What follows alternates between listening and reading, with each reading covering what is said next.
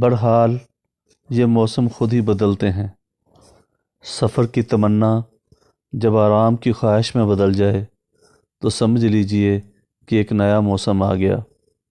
سکون کا موسم، آرام کا زمانہ، یادوں کے دن، گھر کے اندر عبادت کے زمانے، نصیحتوں کا وقت، احتیاط کے ایام، صحت کا خیال، زندگی کی کارگزاری کا حساب، کردہ اور ناکردہ خطاؤں کی بازگشت۔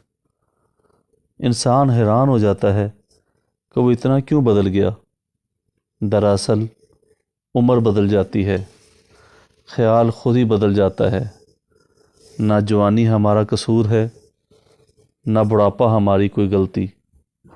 یہ سب موسم زندگی کے اپنے موسم ہیں۔ ان موسموں سے ہر انسان کو گزرنا ہی پڑتا ہے۔ پھر ایک موسم آتا ہے، آخری پت جھڑ کا موسم۔ لاکھ کوشش کرو ٹھہر نہیں سکتے۔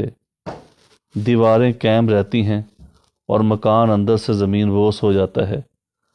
وجود کے اندر کچھ بھی تو موجود نہیں رہتا۔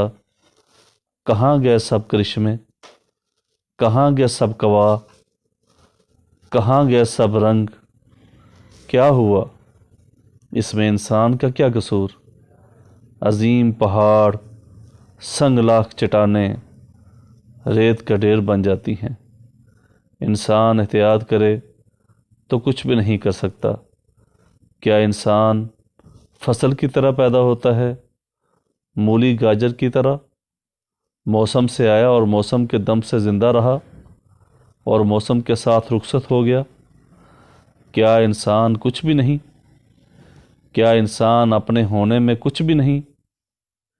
کیا انسان ریکارڈ شدہ کیسٹ کی طرح ہے، بس چلتا رہا اور پھر ختم ہو گیا؟ کیا سب کچھ کاتب تقدیر کا لکھا ہوا ہے؟ اگر یہ سب کچھ اس کا ہے تو پھر انسان کا کیا ہے؟ انسان کو یہی بات تو مشکل معلوم ہوتی ہے۔ آزادی کیا ہے؟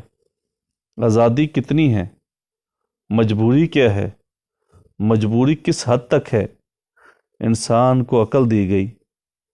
عقل کا استعمال بھی ضروری ہے، لیکن یہ بھی وہ یاد رکھے کہ کم عقل یا بے عقل انسان بھی عقل کا استعمال کرتا ہے۔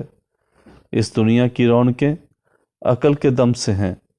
عقل نے انسان کو ستاروں کی بلندیوں تک پہنچایا ہے، لیکن ستاروں کی گزرگاہوں کو ڈھونڈنے والا انسان یہ نہ معلوم کر سکا کہ زندگی کا راز کیا ہے۔